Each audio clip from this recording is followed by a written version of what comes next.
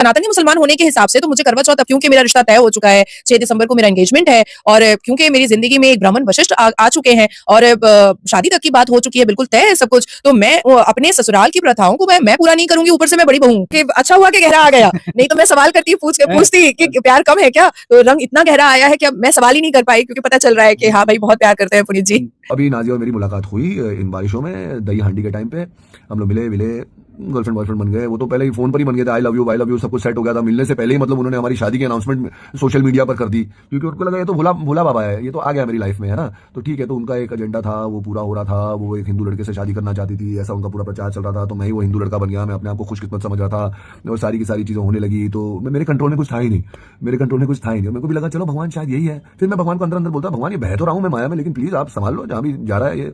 तो मैं उनके साथ आगे बढ़ा, जो गर्लफ्रेंड बॉयफ्रेंड में प्यार मोहब्बत होती है वो हमारी हुई, हम आगे बढ़े। फिर धीरे धीरे ना, जब एक इंसान, देखिए आप किसी को स्क्रीन पर देखते हैं, आप किसी के भाषण सुनते हैं, जब आपका वो इंसान जब आपके व्यक्तिगत जीवन में आता है ना, एक प्रेजेंस होती है, एक पोर्ट्रेयल होता है अपना, एक नेता की तरह और एक पॉलिटिशियन, एक लॉयर की तरह, वो एक अलग चीज है। लेकिन परिवार में एक कट ऑफ पॉइंट तो होना चाहिए ना, कि आप परिवार में आके पॉलिटिक्स थोड़ी करेंगे, है ना। परिवार तो प्यार मोहब्बत के लिए होता है, जैसे मेरी अपेक्षा थी, मेरी भगवान से प्रार्थना थी। तो ये सारी कुछ चीजें हुई और फिर हमारी काफी सारी। तो अभी अपने ससुराल की और हिंदू धर्म की, सनातन धर्म की सारी प्रथाओं को मैं सीख रही हूँ। और मेरी सासू माँ कल बहुत बहुत ज्यादा परेशान थी, कम से कम उन्होंने 20 वॉइस नोट भेजा था कि ऐसे करना है, ऐसे खाना है, ये करना है, सरगी ऐसे खानी है, मेहंदी लगानी है और ऐसे कथाएं सुननी है। तो इस शी इज सो स्वीट, बहुत ही ज्यादा, क्योंकि बड़ी बहू हूँ तो ज्यादा लाड और प्यार भी मिल रहा है। और उनकी बहुत सारी मन्नतों के बाद उनके बड़े बेटे ने एक लड़की पसंद की है, तो और भी ज्यादा मैं पैम्पर्ड हो रही हूँ, और भी ज्यादा मुझे लाड और प्यार मिल रहा है। और फाइट्स होने लगी, बात के पतंगड़ बनने लगे। मैं उनको हमेशा बोलता था कट ऑफ पॉइंट जानिए अपने एग्रेशन का, देवी जी ही कहा है, वो कभी मेरे कुछ गलत नहीं कह सकती मुझे इस बात पर। मेरे से कहती हैं वो 34 साल की हैं, तो मैंने उनको वही माना। ऑनलाइन लोग कहते हैं उनकी 4 शादी हुई है, मैं कुछ नहीं, मैंने बस बोला कि भैया यही मेरी देवी है ना, इनको इतना देखता था मैं, यही मेरा प्यार है। और मैं आगे बढ़ गया एकदम भोले भक्त की तरह अपने प्यार में। और आज चीजें टूट गई हमारे बीच में, मैं कभी उनको ब्लेम नहीं करूंगा, लेकिन ये मेरा फर्ज है, क्योंकि मेनली ये कारण ये चलो क्लोए गोवा में रहती है, क्या होगा उसका मेरा आगे देख लेंगे, मेरे दूसरे लॉयर हैं, तो मैं उनसे भी बात कर रहा हूँ, क्या करना है प्रोसीजर हम लोग करेंगे और वो सब होगा। उन्होंने एक और लड़की का नाम लिया जिसका नाम है चांद अपने वीडियो में। चांद सिर्फ मेरी फ्रेंड है।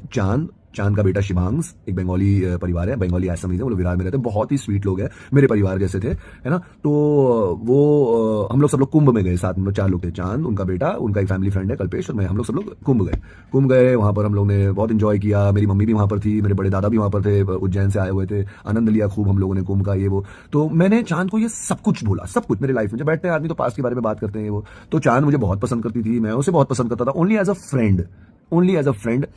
मतलब मैं किसकी कसम खाऊं, मेरी जिंदा माँ की कसम खाऊं कि चांद और मेरे बीच में कभी कोई कुछ भी फिजिकल सेक्सुअल तो हुआ ही नहीं, मतलब वो कभी वो फीलिंग थी नहीं हमारे बीच में।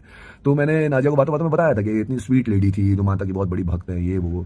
तो अभी मुझे बुरा किस बात का लग रहा है ना, कि वो सिंदूर की स्टोरी, सिंदूर लगाया उन्होंने, उसके वो सेकंड मैरिज है चांद उसकी, पहली चांद का ऐसा कुछ भी नहीं है भैया, कुछ भी नहीं, ऐसा कुछ भी नहीं है। और अगर उनकी भाषा में एज अ लॉयर मैं बात करूं तो उनके पास क्या प्रूफ है मैंने उनको सिंदूर लगाया।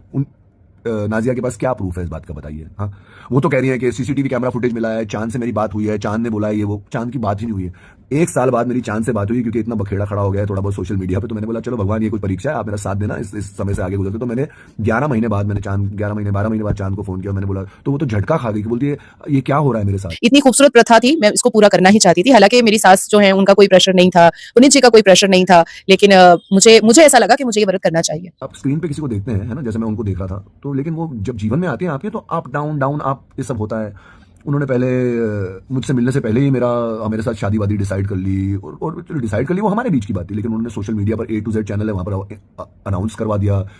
1 अगस्त का दिन था, मेरे डैडी की डेथ एनिवर्सरी होती है। हम लोग एक अनाथ आश्रम में, मेरी मम्मी, मेरा भाई, मेरी भाभी और मैं, हम लोग 4 लोग कुछ खिला पिला कर आ रहे थे एक अनाथ आश्रम में बच्चों को। तो मैं खुद वीडियो देख रहा था मेरी शादी के अनाउंसमेंट का। बोला अरे माँ की आंख, बोला यार मेरी शादी की अनाउंसमेंट हो रही है, और मैं पता नहीं इस अनकंफर्टेबल स्थिति में था कि मेरा भाई और मेरी भाभी आगे बैठे होते। तो मैं बोले क्या कर रहे हो भाई, कुछ कह रहे थे, वो मेरा ध्यान नहीं था, क्योंकि मैं शॉक में था कि इन्होंने बिना पूछे मुझसे वो शादी की अनाउंसमेंट कर दिया।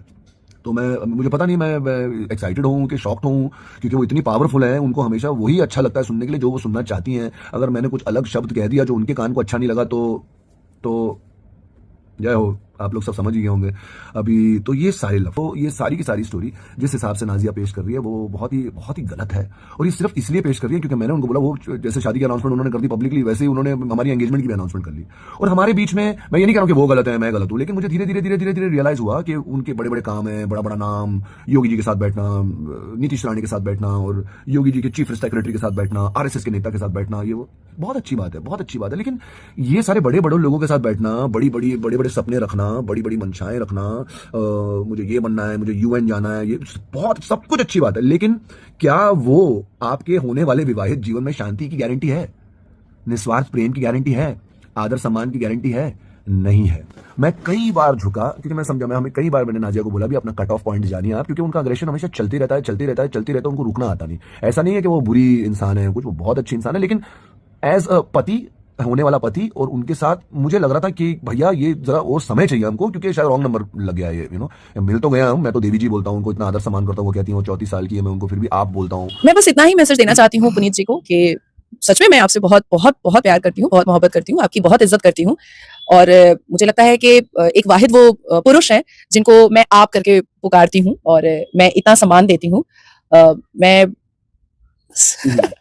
और वो भी मुझे आप बोलती है रिस्पेक्टफुली, और उन्होंने अपने इंटरव्यू में भी कहा है कि मैं एक ही आदमी हूं जो मुझे आप बोलती हैं, तो उनका बहुत बहुत धन्यवाद इसके लिए। लेकिन इसकी ये गारंटी नहीं है कि हम as a man and woman साथ में हम एक सुखद, शांति भरा, मस्ती भरा, प्यार भरा जीवन जी सकते हैं, क्योंकि कई बार बात के बतंगड़ बनते जा रहे थे, राई के पहाड़ बनते जा रहे थे। तो मैंने उनसे कुछ दिन पहले, आज से 7-8 दिन पहले यही कहा कि हमें ना ये यहाँ पर रुकना चाहिए, और मैं ऐसे सब हमारे बीच में चीजें चल रही हैं, है ना, तो मैं ये 6 दिसंबर का भूल जाइए, हमारी एंगेजमेंट भूल जाइए, करेंगे, एक दूसरे को और अच्छी तरह जान लें, है ना, कहाँ एक दूसरे का ईगो कम करना है, कहाँ एक दूसरे की जो मिसअंडरस्टैंडिंग है वो अंडरस्टैंडिंग को इंक्रीज करना है, कहाँ ये सारी चीजें जो है। वो शादी के बाद जाना चाहती है, 1 साल यूएन जाना चाहती है, तो उन्होंने पहले कहा था, लेकिन जब हम एक दूसरे के करीब हुए तो मुझे लगा कि अगर मैं सगाई करूंगा और ये 1.5 साल के लिए बाहर चली जाएंगे, फिर मैं शादी करूंगा तो ये 1 साल के लिए बाहर चले, तो फिर मैंने सोचा हम लोग क्यों करें, बोला एक दूसरे को एज अ दोस्त जान लेते हैं, एक दूसरे की क्या प्राथमिकताएं हैं जान लेते हैं, एक दूसरे की क्या कमियां हैं, क्या अच्छाइयां जान लेते हैं, हम दोनों एक दूसरे के साथ कैसे जीवन बिताना चाहते हैं जान लेते हैं, हम दोनों के बीच में कितनी शांति, कितना प्रेम, और कितना कि आप गुस्सा हो मैं झुक जाऊं, मैं गुस्सा हूं आप झुक जाओ, ये वाली जो अंडरस्टैंडिंग होती है वो कितना है, एक दूसरे को और जान लेते हैं, और 6 दिसंबर को पीछे छोड़ते हैं